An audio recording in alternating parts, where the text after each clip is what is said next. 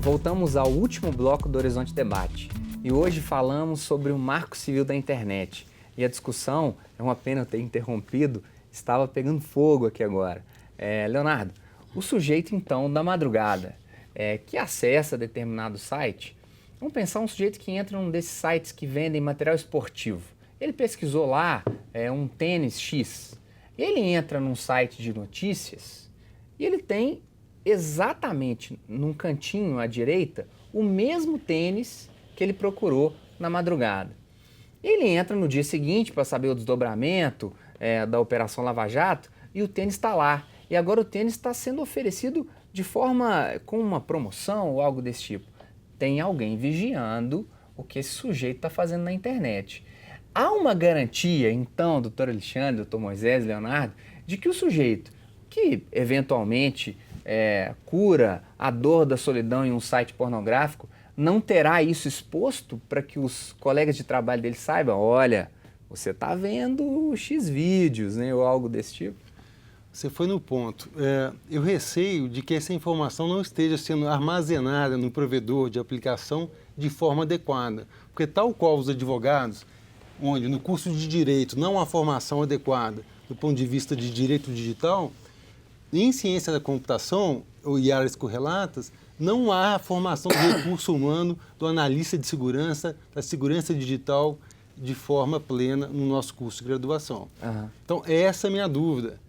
Né? A gente vê vazamentos de cartões de crédito, sites que foram violados. Então, como essa informação que agora é requerida ser armazenada, está sendo armazenada com segurança, né? Com segurança ou não? Por isso que é necessário essa lei de proteção de dados pessoais, porque visa disciplinar e estabelecer limites quanto à coleta, processamento, compartilhamento, né, e remoção de dados pessoais. O que esse sujeito navega pode incriminá-lo? Não, a espiadinha não é crime no Brasil.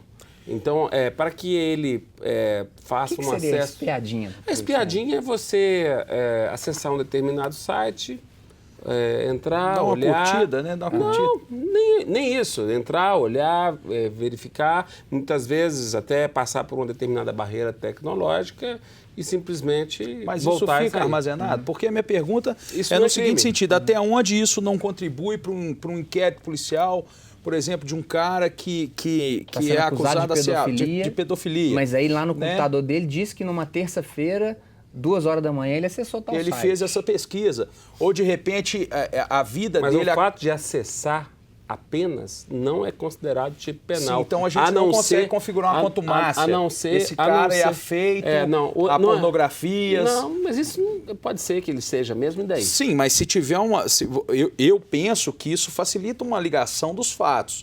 É lógico que se eu acesso uma pornografia de madrugada, eu sou casado, eu não mexo com isso. Mas se eu acesso uma pornografia de madrugada e eventualmente, ou todo dia, e ninguém fica sabendo, mas se eu sou um acusado de pedofilia, sou um cara que mas vamos separar então. Uma coisa é pornografia, outra coisa é pedofilia. Não, sim. Então é bem diferente. Não, bem diferente não, eles estão próximos ali. Não, mas... Outra coisa é outra coisa, mas eles estão próximos. E o professor de matemática que tem isso divulgado? Que tem esses dados. Olha, você acessou, eu estou vendo aqui agora e uso até para fazer chantagem com esse sujeito. De novo. Que destrói a vida dele. A pedofilia não é crime no Brasil. Agora, armazenar conteúdo que mostre fotos, imagens de criança, sim, isso é crime. Então, nós temos que diferenciar bem, porque no direito penal não existe analogia. Ou o fato é bem definido na lei, ou então não pode ser considerado. Qual é a punição do sujeito que foi, então, pego lá, a Polícia Federal entrou na casa dele e viu que no HD dele tinha fotos desse tipo? Isso está previsto no Estatuto de Criança e Adolescente. Sim. Então, nós temos um tipo penal bem específico para tratar dessa situação. Então, não podemos usar analogia. Se a pessoa tem preferência por acessar sites pornográficos, ok. Isso não vai fazer dele um criminoso. Da mesma forma, eu estava dizendo... doutor Alexandre, a gente volta a uma outra discussão. Tudo bem do criminoso, não, mas você devassa a vida desse indivíduo quando mas para que haja essa devassa, de novo, só poderá ocorrer mediante autorização judicial. E para que a autorização judicial seja concedida, há necessidade de se formar o convencimento de juízo que houve, por parte dessa pessoa, a prática de um ilícito. E eu te pergunto, qual seria o ilícito simplesmente acessar um site com esse tipo de conteúdo? Nenhum. Mas é interessante o julgamento moral do professor de matemática, ninguém querer alguém que fica as madrugadas inteiras, que o filho dê aula, que o filho tenha aula com o professor dele. Ok, mas de novo, qual seria então, se ele entrou num site de pornografia, não de pedofilia, são coisas diferentes. Qual seria o convencimento que um juiz teria para poder conceder uma liminar desse tipo? Qual era o Márcia? A subsunção do juiz, eu posso até estar errado na minha interpretação, mas ele traz meios sociais para a legislação de maneira a aplicá-la ali ao caso concreto. Então, eu acho que é a consideração do magistrado de repente, interpretar que aquele cara que é afeito Mas antes disso, eu quero te perguntar o seguinte: onde é que está configurado o ilícito que o juiz se convenceu de que ele tem que fazer a liberação dos dados? Nesse momento, o professor talvez tenha cantado a aluna adolescente, então aí sim. A partir de uma denúncia, doutor Aí Alexandre, o que ele faz nas madrugadas pode fazer com que se você, então, consegue, dentro dos fatos, criar um argumento, fazer a narrativa, de fazer o convencimento do juiz que houve provas de um ilícito, possibilidade de tirar. Eu acho que isso contribui na construção do pensamento. Mas a construção do pensamento ela só vai poder ser alcançada a partir da denúncia. Agora, se houver a violação Leonardo, que é o nosso dispositivo. especialista, assim, é possível de um indivíduo especialista em internet fazer com que a promotoria de justiça busque os acessos dessa pessoa? O sujeito que conseguiu acessar a Carolina Dickmann, né, o site não, o HD dela, as fotos dela, ele fez isso de uma cidade aqui do interior de Minas, da Lan House, que ele era proprietário na garagem Mas de dele, alguma forma as fotos chegaram até ele por outras pessoas, né? Como que é pensar isso? O que você pensa disso aqui? Eu acho que no caso, no exemplo do professor de matemática, o mais frequente era o vazamento de informações através de hackers. Sim. Tá? Novamente, do ponto de vista tecnológico, existe a criptografia, né? A criptografia que protege os dados. Mas entre o dado e a criptografia, existe o ser humano, né? Que ele é inerentemente, ele erra de forma inerente. Né? Então, o problema está o ser humano, que pode utilizar o ferramental tecnológico de forma equivocada e, assim sendo, não proteger os dados. Professor Leonardo, enquanto a discussão estava acalorada entre nós, das ciências humanas, eu acho que a gente acaba admirando as pessoas que têm um talento para aquilo que nós temos dificuldades. Né? Eu me peguei de relance pensando assim, como que um professor de informática pensa, gente, isso é fácil demais. Quem tem a manha de tecnologia, quem conhece de tecnologia, consegue resolver esse problema muito fácil, passa na frente. Né, porque tem um homem, né? Igual ele falou, o homem está sempre ali para atrapalhar. Pegando um gancho que o professor Leonardo falou, eu acho que nós temos que levar em consideração o seguinte: qual que é o perfil do brasileiro na internet? O brasileiro, ele é exibido em potencial. Exibido e, ao mesmo tempo, ingênuo em termos de privacidade. De fato. E qual que é o petróleo da internet hoje? Os dados pessoais, que ele mesmo gera a respeito de si próprio. Sim. Então, ele mesmo não zela pelos dados dele. E ele mesmo adora ser exibicionista, ele já é exibicionista presencialmente. Quando vai para a internet, potencializa.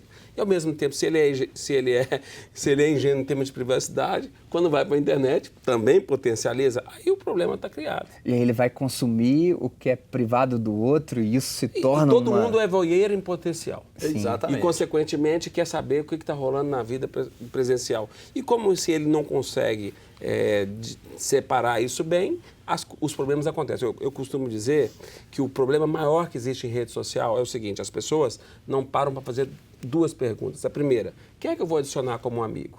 Se você não responde bem essa pergunta, você não vai conseguir responder a segunda. Por quê? A segunda seria, que tipo de conteúdo que eu vou compartilhar?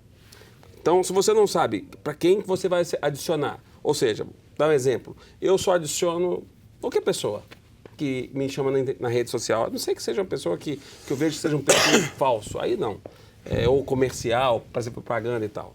Então, com isso, eu vou também saber como é que eu vou compartilhar os conteúdos na rede social. Eu compartilho só conteúdos relacionados à minha vida profissional. Eu não coloco nada da minha vida na minha esfera de privacidade.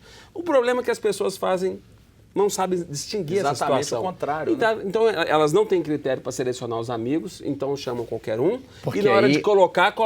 Porque o fetiche é quanto mais amigos eu tiver, Evidente. E na hora de coloca o quê? Conteúdos da sua esfera privada, fotos do seu filho, foto por onde você conteúdo que passeia, onde desperta você... nos outros curiosidade Exato. de saber de si, né? E aí, de quem está e aí compartilhando. que essa química que é explosiva. E essa química é que causa inúmeros problemas, como foi o caso, por exemplo, até recente, de uma moça lá de Montes Claros que conheceu uma pessoa pelo Orkut na época e simplesmente 15 dias de bate-papo e tal, chamou essa pessoa para ir visitá-la em Montes Claros, era um ex-presidiário de São ela Paulo. frágil, terminou um relacionamento. E tudo mais, momento de fragilidade, acabou morrendo, porque o sujeito avançou para cima dela. A gente vê isso nos pequenos detalhes. Às vezes as pessoas postam coisas ali exatamente para serem perguntadas, ou de repente para suprir alguma carência, né? Porque às vezes as pessoas estão extremamente frágeis. Exatamente. Você posta alguma coisa vaga para a pessoa perguntar, e aí, o que está acontecendo? Frágeis por quê? em relacionamentos mal sucedidos, né, que são cada vez mais objetos de aplicativos que você está... A última novidade dos Estados Unidos, por exemplo, semana passada, foi o lançamento de uma rede social que você dá nota para as pessoas. Sim. Leonardo, doutor Moisés, doutor Alexandre, obrigado pela presença de vocês, de discutir tão importante tema. Um bom debate, ele não se encerra principalmente aqui, ele se estende na sua casa. Interaja conosco, envie sugestões de temas que você gostaria de ver aqui no Horizonte Debate. O site da TV Horizonte é www.tvhorizonte.com.br/Horizonte Debate. Interaja conosco. Um abraço e até o próximo programa.